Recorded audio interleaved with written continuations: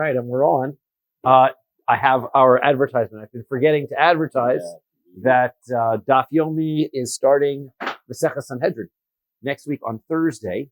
And for anybody who is interested in joining the Kahal Yereim Daf Yomi with myself as Magid Shir, is entitled to the special discounted Gemara Sanhedrin from Art Scroll. And you should contact Jeff Wald. You can just contact him through the WhatsApp if you're watching the Shiur. We'll leave that up. That way you can remember the entire time during the Shiur that this is coming. We have sponsor all week, Mr. Loiterman from Norfolk, Virginia. My father, who is sponsoring Daf Yomi all week in honor of the Magid Shir for Kahal Yereim Daf Yomi program. And today's special sponsor for Wednesday is Aviv and Michal Kartuz, this Chusar Refuah Shlema for Ephraim ben Shifra. We are on Daf Kuf Samech Ches 168, A something, A2 probably if you're in your art scroll, right? A2. Ein Kosvin Shtar Arisus V'Kablonis. The Mishnah was going through different circumstances about who has to be present when a contract is being written and who's the one who pays for it.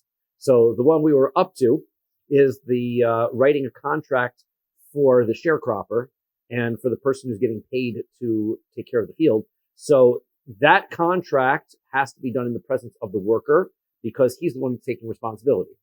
And it is paid for by the worker. So Pshita, so that seems pretty obvious. He's the one who's benefiting and he's the one being obligated. So therefore he's going to be the one present and he's going to be the one paying. Lo tzricha bebora, the answer is no, it's not so simple because even in the circumstance where the first year the field is not ready to be worked, it needs to be lying fallow for a year. Nevertheless, it's still considered overall for the benefit of the worker. And so therefore he's receiving the percentage, even though he won't be receiving any percentage in the first year. Nevertheless, it is considered for his benefit, and therefore he has to write the contract. Ein kosvin shtari berurin el midas shnehem. We don't write what's called shtari berurin. We're going to try to understand what that is. We're going to write these contracts of berurin unless both of them agree. So the Gemara wants to know, my shtari berurin, what are these contracts called, these contracts of berurin? So hacha targimo shtari ta'nosa. So here we interpreted that, we translated it as contracts of the claimants. Because what they would do is when the claimants would come to court, so the court would document and write down what each side was claiming, because you can't change your claim. Because what might happen is somebody will come to court, make a claim, then hear what the other guy has to say, and then change his claim slightly because he's going to change it to something more favorable once he hears what the other guy says. So you can't do that. So what you do is you document the claims in a contract in writing, so you can't go back and change those claims. So that's what the contract of Berurin is. And you need to have both of them present in order to be able to do that because you need both of them to agree. That's what I said. Rabbi Yirmiyah bar Abba, Rabbi Yirmiyah bar Abba is back and he says, Ze borer lo echad v'ze borer lo echad. This doesn't mean Berurin, which means to clarify, but Berur means to choose. And this is the document in which each side, we're going to learn in Maseches Sanhedrin, how do you get a court together? So the way that it works is one person says, this is the rabbi I'd like to use as my judge. And the other guy says, this is the rabbi I'd like to use as my judge. And then the two judges get together and they pick the third. And so that way you wind up with an impartial court, right? So when they pick their judges, up until the time that they write it down, they're able to change their mind. Once it's written down, that's it, because you can't start to have the court case and then say, actually, I'd like a new judge because you see that the rabbi you picked is actually not as friendly towards your case as you thought he might be. You can't change your mind. So therefore, you would write these, write down your choices in the contract. So what we would do is we would write one contract according to the Tanna Kama, and they would split the cost because it's for the benefit of both of them. Shimon Gamliel says, "L'shneim kosvin shnayim lazeh ba'atzmo v'lazeh ba'atzmo." Shimon Gamliel in the Mishnah disagrees. He says we're going to write two copies, and each person is going to pay for their own copy. Okay? So now, what is going on here? Why is it that one opinion would say that we need one copy and you can share it, and one person's going to say, no, I want my own, and the other person wants his own? So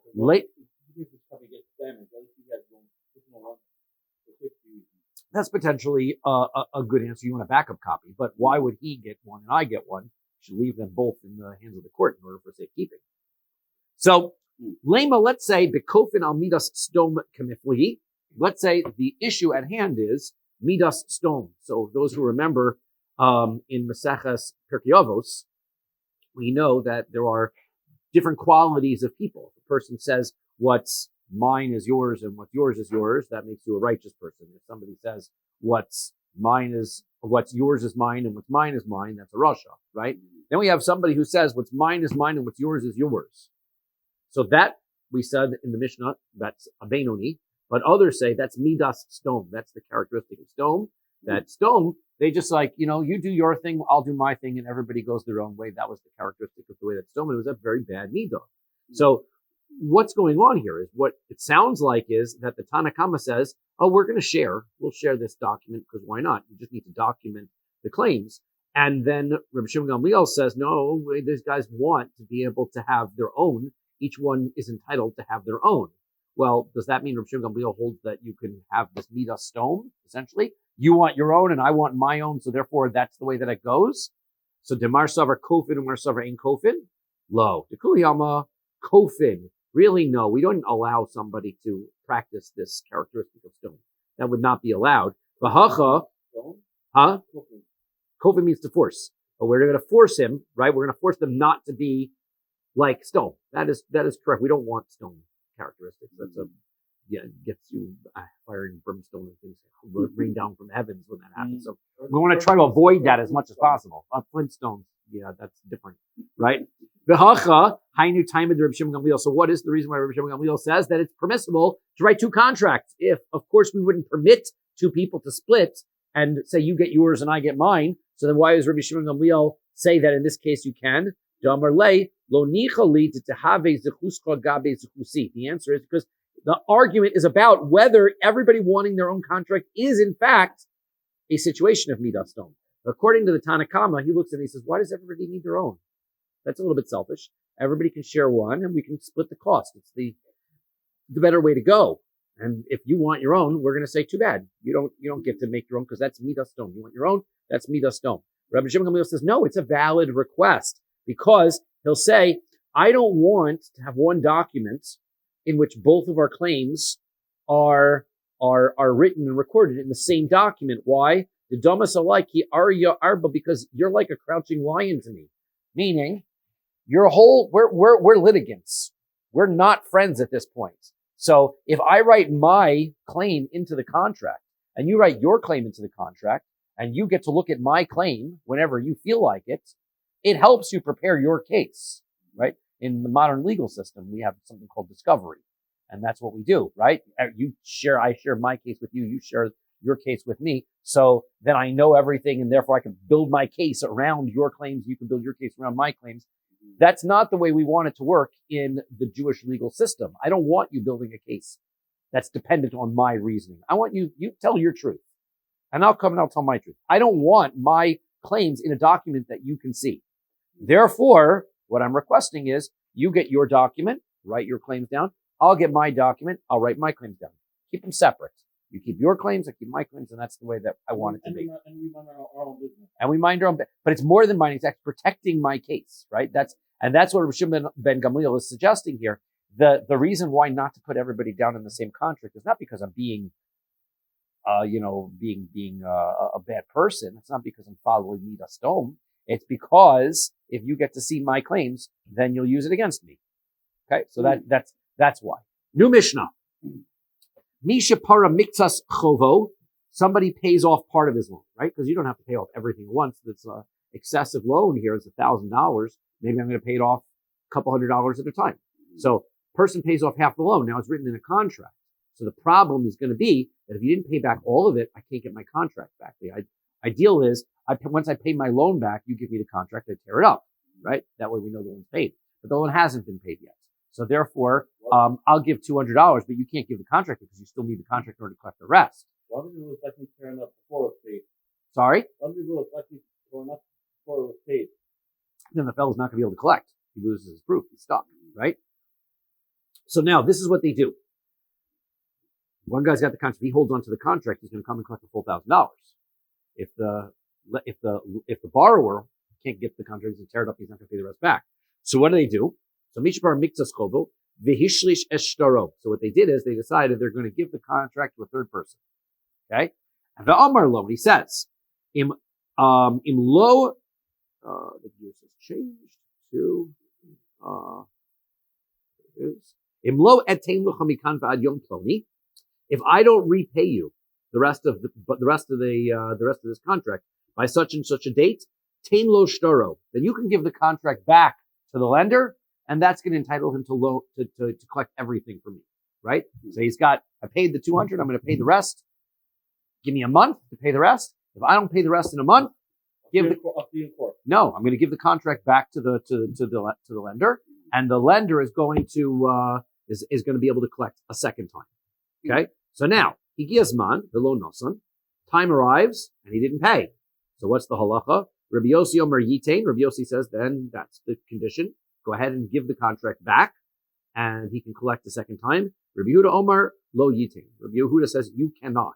Do not give that contract back. So the Gemara wants to know, but Mike, what's this argument based on? Why is it that you would be able to versus wouldn't be able to give this contract back? Rabbi Yossi Savar Asmachta Kanya. Rabbi Yossi says something which is a halakhic principle called an asmachta acquires. What is an asmachta?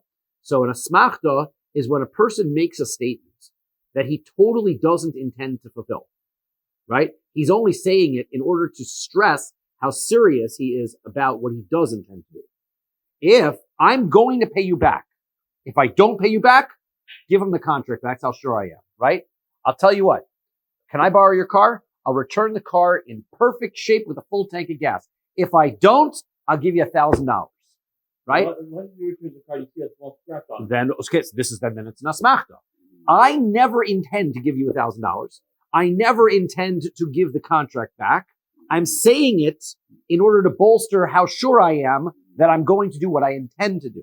Now, it's possible that I won't do what I intended to do. Something might occur that will stop me. But that's called an asmachta.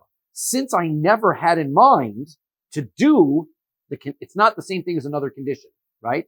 I might have a condition. I'm on a diet. If I eat a donut for breakfast, I won't have dessert tonight at dinner. So that is a condition, right? So if I do this, I might do this, I might do it that, right? But if I make an asmachta, I'm going to eat healthy all day, or else I will fast. I won't eat anything tomorrow, right? Now I've got with these asmachtas. I have zero intention of doing that tomorrow. I'm only bolstering my claim now by telling you how I'm going to do something really serious or pay you more money later on. It's not another thing, it's a condition. But it's not, it's more than it's not a condition. There's a condition I really could do it this way or this way. Asmachta is a condition that I never intended to do. It's emphasized. It's always only to my intent, right? Right? I'm so sure I'll give you $1 million if I'm wrong. Right? This is an asmachta. I'll take it. Right? But so this is the thing. So it's an argument whether such a thing works. Right? Does such a thing work? So Rabbi Yossi savar asmachta kanya. Rabbi Yossi in our Mishnah says this is an asmachta. Right? He says, if I don't pay the loan back by a certain date, give him the contract so he can collect from me a second time. That's an asmachta. What I really meant is, I'm going to pay. Right? I messed up. I didn't pay. So now what's going to happen? Rabbi Yossi says, you made the asmachta and it works. And therefore you have to give the contract back, start all over again. Rabbi Yehuda savar asmachta lo kanya. Rabbi Yehuda says, not so. An asmachta is not really binding on a person because he never intended to do that thing. Amar Rav Nachman, Amar Rabbi Barvua. Rav Nachman says the name of Rabbi Barvua. Amar Rav in the name of Rav. Halacha Rabbi Yossi. The halacha is like Rabbi Yossi, that an asmachta is koneh. An asmachta works. Ki also lekame deravami, when they came before Biyami, Amar lehu, he said to them, V'chi me'achas Rabbi Yochanan milamdenu pam rishona shniya halacha Rabbi Yossi ani ma'aseh. He says, I don't want the halacha to be that we follow an asmachta, but Rabbi Yochanan repeatedly made the psak that asmachta is in fact a real thing. And so therefore, what do you want? What do you want from me? I'm only going to follow my Rabbi Yochanan and say the asmachta works. But the Gemara concludes, vein halacha Rabbi Yossi. In fact, the halacha is not like Rabbi Yossi, and in fact, that is how we paskin, and asmachta is not effective, right? It's not something that somebody is making. When a person makes such a statement, he's not really intending to do it. Says the next Mishnah, Misha nimchak shtar chovo. So let's say somebody has a contract of debt and it gets erased. So now he needs a replacement because he can't collect. This was Yehuda's question. What if it gets torn up? This is not quite torn up. This is erased. So if it's erased, what are you going to do? So the answer is, Ma'amid alav edim, get the witnesses back, right? Bring some witnesses. Ubolifne based in, and you're going to come to court. The osin lo kiyum. Then we're going to make an establishment here. We're going to make a little bit of a court case here. We're going to establish that Ish Ploni Ben Ploni Nimchak Shtaro B'Yom Ploni. They're going to establish, the witnesses are going to testify. This man, so-and-so, the son of so-and-so, his contract got erased on such and such a date. Uploni Edav, and so-and-so and so-and-so were the witnesses. Okay? And once they make that declaration, Basin's going to write him a replacement contract. He's got witnesses to that fact. Gemara says, Tana Rabbanan, we have a brisa. The brisa specifies the text of this new document in greater detail. And it says like this. Ezu kiyumo, what is the this replacement contract look like? So we say like this, B'mosav tlasa havina. So in a court of three people, we hereby establish anu ploni, uploni, us three judges, judge number 1, judge number 2, and judge number 3. Hotzi ploni ben ploni, shtar machuk lefanenu. Ploni, the son of Ploni, right? Ploni is so-and-so, right? So-and-so, the son of so-and-so, brought out an erased contract in front of us. B'yom Ploni, on such and such a date, uploni edov. And so-and-so were the two witnesses on that contract. Okay? Now, that's what they write on this contract. Now he's got a new contract that he can use. V'im kosavo, whose kaknu le'eduson shel edim, v'nimtses eduson mechovenes. Now, they could go one step further. Once we're in the court already, and we're reviewing the case, and we're reviewing the loan, the judges can also add in what we had the certification that we discussed before. So if they go one step further and they say, and we checked into those witnesses, and we hereby as a court verify that this loan took place, this document now becomes all you need to collect this debt. Right? You don't need to bring it to court and get it certified anyplace else.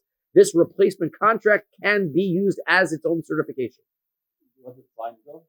So it's going to be signed by the judges, not by the witnesses, signed by the judges. That's why it makes this one a little bit stronger. The judges are signing it. Okay? So then, Gova, he can use this one to collect. Ve'eno tzarech lahavi raya. He needs to bring no further proofs about his case because the witnesses were already checked. It's being signed by a beis din. It's fully collectible. Now, ve'im lav, if he doesn't get it certified by court at this point, tzarech lahavi raya, then he's going to have to bring at some point some kind of other proof to his claim. Because all that the judges are certifying here is that there was a contract signed by so-and-so and so-and-so, which means that this new replacement contract has the same value as the last contract. It still needs to be certified. Okay, now, Yehuda's question. Nikra, let's say the contract shows up and it's torn. So, puzzle. So then the contract is puzzle. It's invalid. Niskara, however, if it was torn, so then kosher. Then it's kosher. Now, we're going to see that the word, that's correct. So nikra and niskara sound like very close words, but we have something called, I believe in English, the word for it is called the reflexive passive or something like that.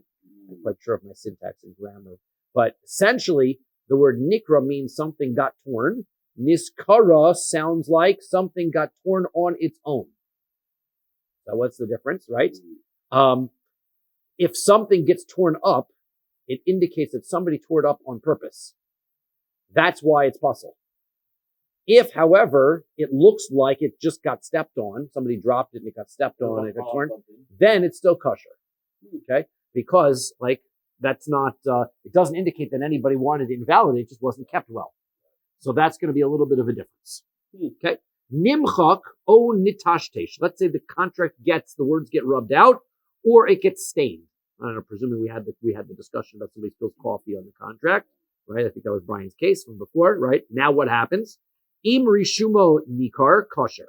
So he says, if you can still read the contents of the contract, so then the contract is valid, right? Even if it looks like, we're not going to presume that somebody intentionally spilled coffee on it in order to show that this contract is invalid, right? So we're just going to assume that it was accidental. The contract, as long as it's readable, is going to be kosher. Okay, so now, here's our question. Heichidami nikra, heichidami niskara. We just mentioned something was torn and something was torn, it sounds like it's the same thing, but one is more passive, meaning one sounded like it was torn on purpose, and one sounds like it was torn sort of accidentally worn out. Some Rav Yehuda explains, Rav Yehuda explains, Nikra, right? If it's torn, is Karishal Bastin. That's when it got torn up by Bastin. Okay? Then the tearing seems clear that this tearing, we see, how do we know that it looks like a tear that Bastin tore? They had a method for tearing. And if it was torn in the way that Bastin would tear it up, then it's clear that it's invalid, because what probably happened is they came to Bastin to certify it. Bastin looked into it and found that it wasn't valid. And they shredded it. Niskara, if it got torn, so that's Kara She'ino Shel Bastin, that's a tear that didn't occur in Bastin. That must be wore out or something like that. It got torn somehow. Somebody was holding one end, somebody was holding the other end, and it went in opposite directions. Yes. So the question to ask is, based in Hechi Dami Kara Shel Bastin. We say that, that Shel Bastin was the end of the line. Hechi Dami Kara Shel Bastin. What does it look like when Bastin tears something? How do you know? You look at a contract. You tell who tore it. How do you know who tore it? So the answer is, Amar Rabbi Yehuda. Rabbi Yehuda says, Makom Edim Umakom Hazman Umakom HaTorah. Because when Bastin would tear it up, they would make sure to tear it up where the witnesses are, where the date was, and where the main part of the contract that describes who the people, who the litigants were, and the amounts. Good question. Rishonim deal with whether you have to go through all three, but ideally that's what Bastin's point is, right? When you cut let's say you get a new credit card and you have to cut your old one up, you cut it and make sure that you cut through the numbers or whatever. That's an indication that you're shredding this to make sure it's not working anymore. Bastin would tear in such a way, not just randomly tear off a corner. They would tear in such a place that it was clear that they were shredding the main part of the document through the witnesses, through the main writing, through the amounts. That's what they would do. Abaye says, Shasi v'arei. It was torn. It got torn. That's right. This way and this way. Right? Got torn back and forth. If that happens, right, then you know that it was intentional. Don't worry. I saved our sponsors. Our sponsors are safe, everyone at home. Don't worry. Sponsors did not get destroyed. No sponsors were injured during the making of this video. Okay. Hanu Arvoi, there were these Arabs. The Asul Pumpadisa. They showed up in Pumpadisa. Okay. The Havu Ka'ansi are also the Inchi. They were forcing people off their lands. They were stealing people's land, and they were, trying to push it, right? Yes, exactly. So they're forcing people off their lands. It was happening then. Asu Marvais. So what people were concerned about, and what was happening is, how do they force people off their land? They force people off and steal the deed to the land with it, because they couldn't. This way they couldn't. No. That was the response, but no. They were pushing everybody off the land, and they were stealing or making them. They were stealing the deed to the land. So these people would say it's ours, right? So now, what they wanted to do, so they also marvaseu l'kamed yabai. They came before the landowners came before Abaye. Amar lei. So they said to him, Amru lei lechse mar shtare v'lichtov lon mar shtarachrina. So he says, let's write a backup deed for our land. This way, the mitnis chad naktinon chad biyodon. This way, even if these Arabs steal one of the deeds from us, we'll still have a second one in our pocket that we can prove that it's really ours. So let's do that. So Amar lahu, he said to them, my yavid lahu. How can I do that? Because the Amar of Rav Safra made a psak. He said, "Ein kosvin shtei shtaros al soda achas." You're not allowed to have two copies of a deed on one piece of land. We're going to see in the Gemara coming up why that is. But there is a rule. You cannot have two copies of a deed floating around. Essentially, what's going to wind up happening is you could have a dispute of ownership. The deed proves ownership. If I've got multiple deeds for the same piece of land floating around out there, so then the deed is no longer going to prove anything. So therefore, he wouldn't write a second official based in certified deed for the land. Dilma tarif v'hadar tarif. Because what's going to happen is you might come up with a circumstance where somebody will collect land and then he'll go back and collect land again. Now we're going to see. Is that cheating? It is cheating. Fraud? We're going to see it as complete fraud. But we don't. All of the circumstances. We've been going through this. We had the case of the erased contract. We had the case of writing or signing in special places. We are always concerned for fraud, right? We are going to not create any avenues for people to commit fraud, right? That's what we're aiming to do. So therefore, this was the whatever document security that they had in the day, right? There's going to be no duplicates. Nowadays, right? We have the same sort of a thing. You can have documents that can't be photocopied, right? If you try to photocopy certain deeds, right? The photocopier comes out and has the word void written on it when you photocopy it, right? Have you seen this? No. I'll find some pieces of paper, right? Yeah. Say if you take some official document pieces of paper that they look regular, and a court order or things, right? And if you put it on a photocopier and you photocopy it, it'll come out through the copier. It'll come out with the word copy on it. Right? All photocopier? Any photocopier, right? And the way that it does is because of the what's it called? The way the copier picks up the dots, the number of dots or whatever it is, that it doesn't. You're unable to copy it. Wow. So without it being recognized as being a photocopy. So in any event, so yes, that's how we do it nowadays. Back then, right? Plus a copy of a deed wouldn't have helped, right? They wouldn't say, well, write us a deed and write copy on it. That's not going to help because then they have the original. It's still going to prove that we only are holding a copy. They are looking to be able to, and they couldn't write a forgery and hand the forgery to the Arabs. They weren't going to get fooled by it. So therefore, they needed two valid contracts, which is going to create problems. And we're going to discuss the case in which it might create serious problems. But he refused to write the second contract. Havu Qatar delay. So they kept nudging Abaye. Now remember what happened last time. They were nudging Abaye. He tried to trick that lady. She didn't fall for it, right? And remember? And so she said that you're going to wind up having your ships sink, and it did, right? So Amar Le L'Safrein, he did that. That's what Abaye, this is apparently, it seems like Abaye's thing, that when they won't leave him alone, he tries to write something that is illegal and put some kind of hint in it to be able to get these guys out of the base and leave them alone. As I'm pointing out, yes, it seems like this was a common practice. So Amar Le L'Safrei, he told the sofer of his court, Zil Kosev Lehu, write on the contract, Hu al Hamachak, the aid of al Haniyar. What I want you to do is, I want you to write a document that looks like a valid contract, but I want the witnesses on a clean part of the contract, and I want the document on the erased part of the contract. And if you'll remember back a few days ago, that if the main part of the document is erased and the witnesses are on a clean piece of paper, then that contract's going to be non-valid. Why? Because we're going to presume that the original contract was written on a clean piece of paper. The witnesses signed it. This guy went back and erased the top contract and wrote his own forgery on top. That's why the witnesses underneath are on a clean piece of paper and the top contract is erased. So therefore, Abaye said, let's set this up. They'll get a document. They'll think it's kosher because he's presuming they didn't learn Daf Kuf Samech Aleph or wherever it was. And so they'll fall for it and they'll leave. And I'll go on with my day, right? So that he says, so he'll write it on the erased part, and the witnesses will be on the clean part. So that's the puzzle. That's a puzzle shtar, and that's how we'll handle this. So, okay. Amar le Rav Acha bar Manyume la Abaye. So Rav Acha bar Manyume says to Abaye, the Dilmo Rishumo Nikar. He says, but wait a second. Maybe what's going to happen is, how is he going to get an erased contract? So what is he going to do? He's going to write they're going to write the sofer is going to write the contract, and then they'll sign it. He'll erase the top contract and then write the contract again.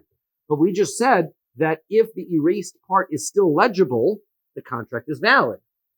What might happen, and it won't be intentional, is that the original erased contract might still be visible underneath the new writing, and then that will be a valid deed, and that'll be a problem. The Tanya, we learned in the Brayta, Nimchak o Nitashtesh, we just learned above, that if the contract is erased or it is stained, Im Rishumo Nikar, if you can still see the remnants of the original document, so then it's kosher, then that document's going to be kosher. And we're trying to not write a kosher document. Amar Le, so he said back to him, he says, Mika Amina Shtarim Aliyah. He said, I didn't tell you to write a kosher star, erase it, and then rewrite it. Aleph Beis Bialma Kamina. Just write the Aleph Beis. You just need to have any kind of, something on it, and then erase it. So write Aleph Beis Gimel Dalet Hey, write the Aleph Beis, and then erase it, and then write the contract over it. All we need is an erased document in order to verify that it's a contract. And that's the end. So this time, it seems like Abaye was successful, right? It was more with it than these guys. So therefore, she was able to catch Abaye on it. But these guys went out with her. Didn't catch on. These guys didn't catch on. Okay, so that's the end of that story. Now, Tana Rabbanan. The rabbis learned the following case. Harei Sheba ve'amar avad shtar chovi. So, person comes along and he says, this lender says, I lost my document that proves my loan. Okay? So now, afal pisha amru edim anu kosavnu v'chosamnu v'nasananu lo, even though the witnesses came and they said, we wrote it, we sealed, we signed it, and we gave it to him. Ein kosvin lo es hashtar. You cannot write a replacement document. Now, that's not what our Mishnah said. So the answer is it must be two different cases, right? If you go to the court, they'll have a problem writing it for you. So, but he brought witnesses. Yeah. Right. If he goes to court and he says by himself, I need a new document, they're not going to fall for that. But he brought his witnesses, and the witnesses said the whole thing. When is that? Bishtari halva'a. So he says that's when it's a loan document. Okay. Now, what's the reason why we have to be concerned for this? The reason for the concern is that even if it's true that they wrote the loan contract, they signed it, they gave it to him, and now he says, I don't have it. There's a very simple explanation for why he doesn't have it anymore. Could be the other guy paid it. And if he paid it, then they took it and they tore it up. So now the guy comes back, he goes, I come to court and I say, I need a new copy of my contract. I have my witnesses. They saw the loan. Well, big deal. The fact that they saw the loan doesn't mean that they didn't already pay it off. So that's why you can't rewrite a new version of a contract. Now, the Mishnah's case was the guy shows up with an erased version of his contract. If he shows up with an erased version, all he says, here's the contract. Clearly it wasn't destroyed because here it is. So therefore, we can have the witnesses reset the whole thing up. This guy's saying, I don't have it at all. There's a very simple explanation instead with why he doesn't have it at all. Why it's an erased contract just means it wore out, right? It's like an Ontario license plate. It just wear out after a while. So just don't get pulled over if that happens. Apparently, yeah. So anyway, but as far as it being gone, you can't rewrite a contract that's not here at all. Now, aval shtari mekachu memkar kosvin. However, a deed of sale we can rewrite, which contradicts what we've been saying. Right? We don't want to rewrite these. Chutz min achrayas shabo. The thing that you cannot do is you cannot sign in the contract that the sale winds up allowing the purchaser to go back to the buyer to get his money back if something happens to the land later on. Remember that we learned that a person comes to collect his loan from a person, and then the person doesn't have money, then he can go to the other properties that he already sold off because those were mortgaged first. So if this purchaser gets his land confiscated by the seller's lenders, he can then go back and collect his money from the sale again. That is not going to be the case because we don't want to have duplicate versions of the contract, because if you have duplicate versions of the contract, then we're going to see what might happen, that there can be a circumstance when a lender will come to collect it from the buyer, and then the buyer will actually collect back from the lender twice, right? Because he's got two copies of the contract. But if there's no achrayas, if it says clearly in that contract that he's not going to be able to collect it back, he says that this is acceptable, right? Now, Rabbi Shimon Gamliel says, Af shtari mekach memkar ein kosvin. You cannot even write these deeds of sale, right? And we're going to see what the deal is about here, right? The question that we're going to see it tomorrow when we learn the next daf. The issue is this: when a bill of recording of ownership is written, and I transfer that document to the next person, by transferring that document alone, does that transfer ownership of the property? I know we're going to wind up discussing this in greater detail later, No. right? Normally, we would say, like, no, well, what happens is I can transfer a property to you by writing a contract that says, my property is now your property. Now you have a document that says this is now your property. But what if I have a document that says that this is my property, and I don't write you a new document? I just hand you the document that says it was my property, but now you own my document. Is your ownership of my document the same thing as owning the land? So therefore, that's really what the concern here is. Even if I write another document and I say that there's no chance that you're going to be able to collect a second time, just by the fact that there's another document floating around that says the sale took place means that I'm able to have two sales on this one piece of land. Okay? We're going to discuss that issue tomorrow. So, hold on to that topic. That's going to be much more discussed in greater detail tomorrow. Reb Gamliel says, Hanosin matonu lechavero. He says that this is the same sort of a thing. Let's say I give a present to my friend, and I give it through writing a contract. Okay, I write a contract. So I say, here's my contract. It says, I hereby give you my car as a gift, and I hand you the contract. Okay. If my friend then hands me back the contract, right? The contract says I gave the car to you, and what is handing me back the contract? The answer is the contract becomes equivalent of the car itself. So when you hand me back my contract, if he returns the contract, the present is also returned.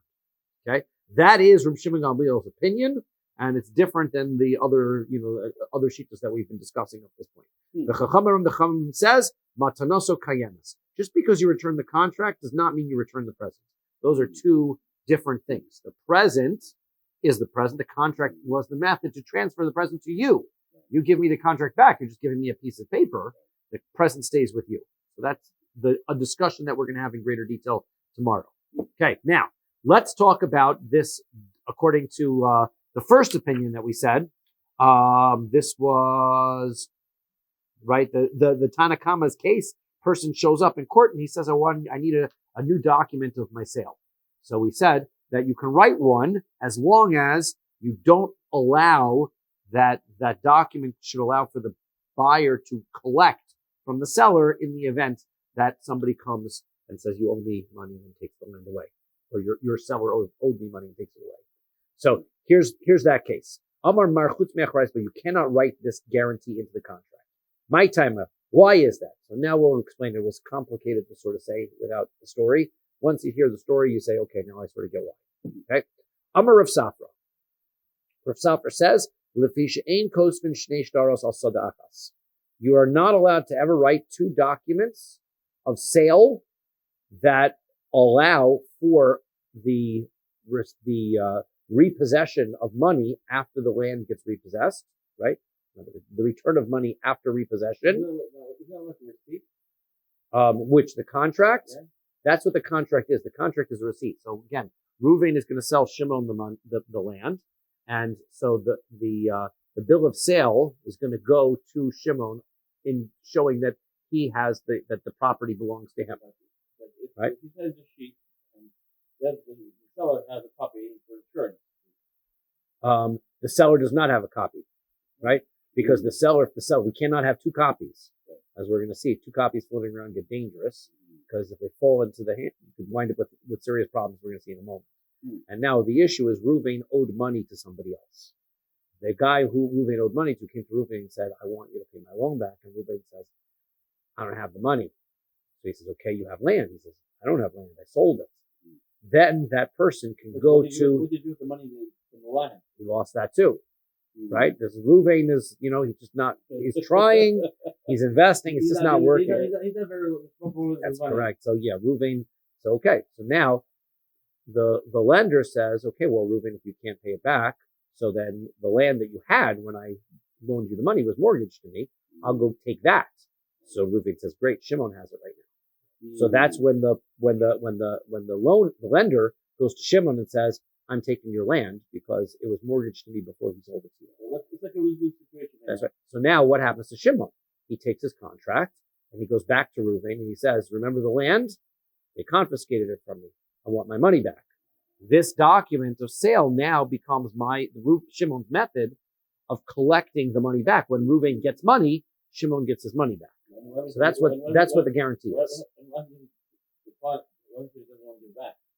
He has no choice, right? It's not really his option to decide not to pay his people back. If he doesn't have money, that's one thing. But if he has it, he's got to pay.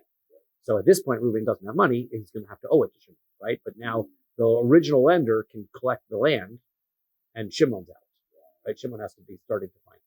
Right? Now, here's what's going to happen. If you write two contracts on this land, Dilma Ozil Balchov, here's what's going to happen. Two documents got written. Let's say, here's what happened. Same case. Reuven sold Shimon the land. Okay? Shimon comes to court and says, I lost my contract. Can I have another one? Okay? Basin says, oh, okay, fine. Here's another contract. Okay? This is one time. And we'll do a one-time fee. We'll write you a second contract. Shimon goes home and goes, oh, look what I found. I guess now he's got two contracts. Okay? So now, Ozil Bachov, the lender, the guy who Reuven owes money to, comes along and asks Reuven for the money. Reuven says, I don't have it. So they go to Shimon. And he says to Shimon, I'm taking the land. Okay? Tarif le lahai. So he's going to take land from Shimon. Now, in this case, okay, Reuven had multiple pieces of land originally. Okay? Reuven had a piece of land that he sold to Shimon and said, Shimon, I'm going to give you a warning. I have a creditor. He might come for this. If I don't pay him, he's going to come for this land. This land was designated as the mortgage for my loan. So just be aware. I'm going to pay. Don't worry. I'm going to pay. So you'll be okay. But, in case he doesn't, you should know this is the mortgage. Okay. So that was done. Shimon says, okay, but what's going to happen if he comes and takes from me? So then Reuven says, don't worry. I have this other piece of land. If he takes this piece of land, this other piece of land will be yours. Guess what Reuven does? He sells that piece of land to another guy. Okay? So you got all this? Mm-hmm. So Reuven sold one piece of land to Shimon, which was the mortgage on the original debt. Then Reuven sells the second piece of land to another guy, right? So now comes this creditor, and he says, Reuven, I want the money. He doesn't have it. Sends him to Shimon. He takes Shimon's land away. Okay, so now Shimon says, okay, no problem. I'll just take the land that Reuven sold to the other guy. Okay, so that's what he does. He takes the land from the other guy. Tarif le lahai. So now, the Ozil hai umapik chad, the tarif lekuchos. So now, Shimon goes along and he finds the people that bought land from Reuven, and he takes that away from them. Okay, now, Shimon's not done. He's still got another contract in his back pocket, and he wants to use it. So what does he do? He goes back to the guy, Reuven's original creditor, and he says to him like this, Shufli de Okenbei, let me stay in this land for a while. Okay, we'll let the whole story die down a little bit. No one will remember in about 4 or 5 years. Let me keep the land that it's yours, right? Maybe I'll pay him some money for the right to do this, right? You'll hold the land. Okay, you'll let me hold the land, and then the hadar ta tir fun. Then 5 years from now, come back to me again and take the land away from me a second time. When you come back to me the second time to take the land, so then umapik achrin, I'll take my other contract out and say, Reuven, remember when you sold me the land that now I can take away the land from somebody else? I'll go get more land from another guy. Basic bottom line is, if I can help, if this is Shimon's scheme is, if I can get this creditor to come twice to take the land from me, then I can then use my 2 different contracts to take land from other people. I can double collect. So what's in it for the creditor? Shimon's probably paying him something on the side to do this, right? Shimon gets to collect twice because he's got 2 contracts. It's like illegal business. It's illegal business. And Reuven is the one who loses because ultimately Ruvain sold land to all these people, and they're going to come back to Ruvain to get the money back, right? It's not a victimless crime, right? At the end of the day, these two other purchasers are going to come back to Ruvain 5 years apart and say, Ruvain, Shimon took our land from us, and they're going to want their stuff back. Okay, so that's the scheme. Make sense? That's why we don't want two contracts floating around. We don't want Shimon to be able to do this. But here's the problem. In that scheme, how did it get started? The scheme was that the person who lent Ruvain the money came and said, Ruvain, your debt is up. Time to pay me. Ruvain says, I don't have the money. He went to go take the land back from Shimon. Okay, fine. Then Shimon says, wait, let me keep it for 5 years and then come and do it again. Okay, 5 years later, Ruvain gets another knock on the door. It's the creditor again. I need you to pay me back. Time out. How does the creditor knock on Ruvain's door the second time?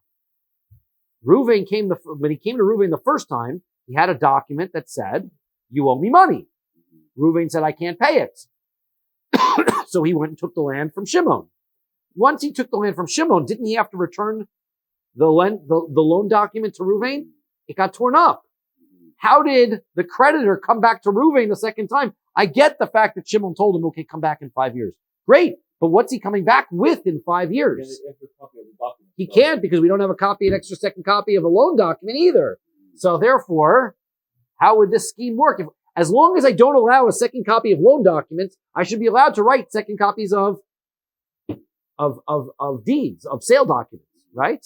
So now, the Kavan Dekar Ein Yishtara, once they tore up the creditor's loan documents, right, Shar de Malva, so then B'mai Hodder Tarifla, how is the guy going to come back in 5 years back to Ruvain and say, time, I'm here to collect again? Can't do it. Maybe you'll say, okay, maybe the creditor was very clever and he didn't give the contract over anyone and they never tore it up. The Hamer of Nachman, Rav Nachman says that it was standard based in procedure. Whenever we're going to see that there was a procedure in collecting mortgage property, it goes like this. If I have a loan that I'm coming to collect, I go over to the person with my contract that says you owe me money. I arrive at Ruvain's house. Ruvain says, I don't have it. At that point, I need to take Ruvain to Beis Din. Ruvain says to Beis Din, I don't have it. The contract is valid. I don't have the money. Beis Din takes the loan document and tears it up and issues a warrant for an investigation to the creditor. The creditor is then allowed to go and do an investigation and find out all of the property that Ruvain sold between the time of his loan and now, because all of those properties are mortgaged to him.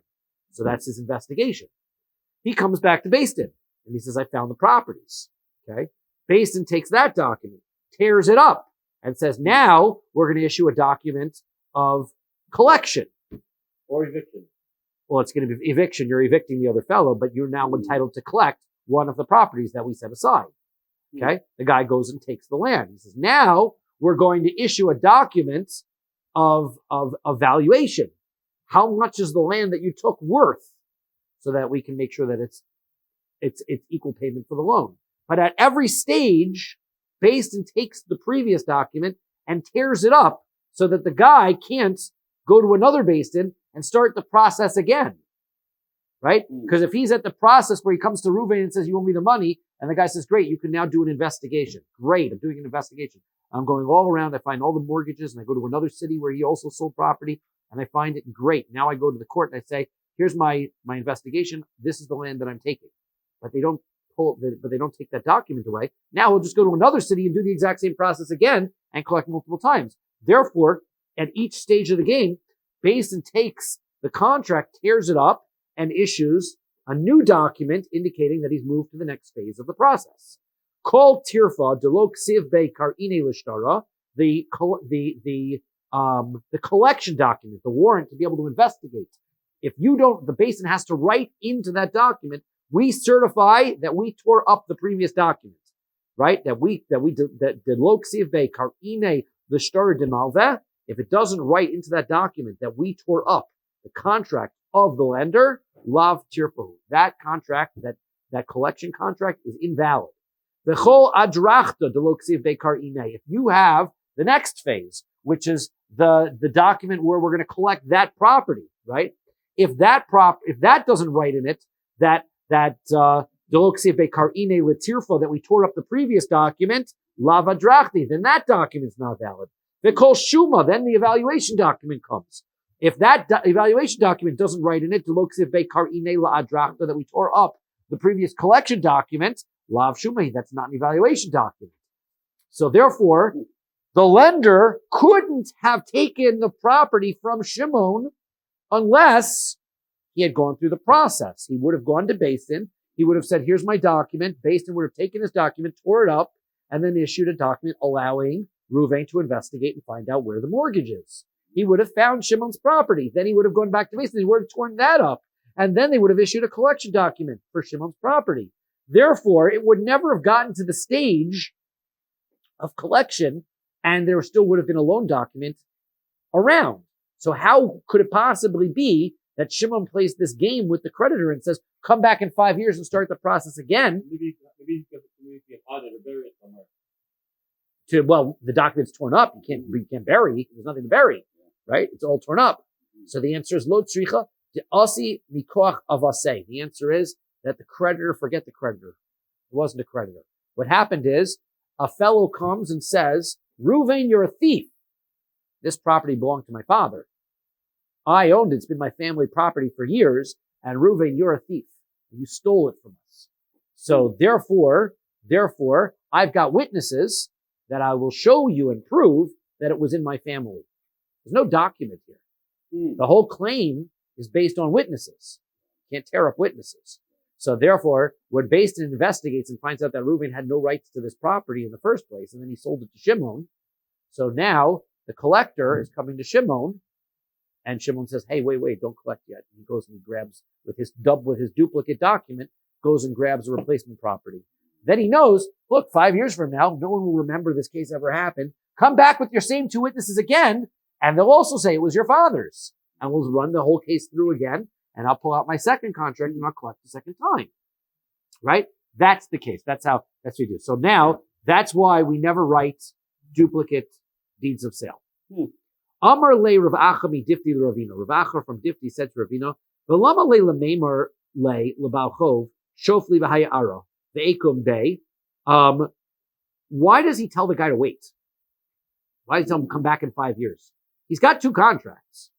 Why does he just say, come collect, then he grabs the property, and then tell the guy, come back tomorrow and do it again? Why does he have to wait 4 or 5 years in between?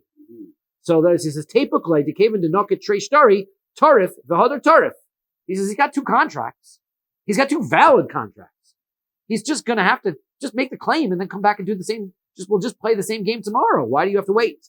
So the answer is im kain, because if you did it one right after the other, nefishia le bali dinin, because there are too many people around who would remember, and too many people who are getting the money, and people would smell a scheme, and they would investigate, and they would find the situation out. So therefore, that's going to be our reason why. Now, the lichtov lahai shtor ma'alya, the lichtov tabro lemocher. So he says, well, why don't we do the following in order to prevent duplicate deeds from falling into the wrong hands? We're up to 6 or 7 already. We're getting okay, good. So we're going to stop in a second. Okay. So he says, you know what? Let's stop here. We'll go. Yeah. We'll talk about the receipt documents tomorrow. This is where we're at. Kuf Samach Tes Amud Aleph on the bottom. Beautiful. Okay. Today's daf is Kuf Samach Tes. So we're distracted.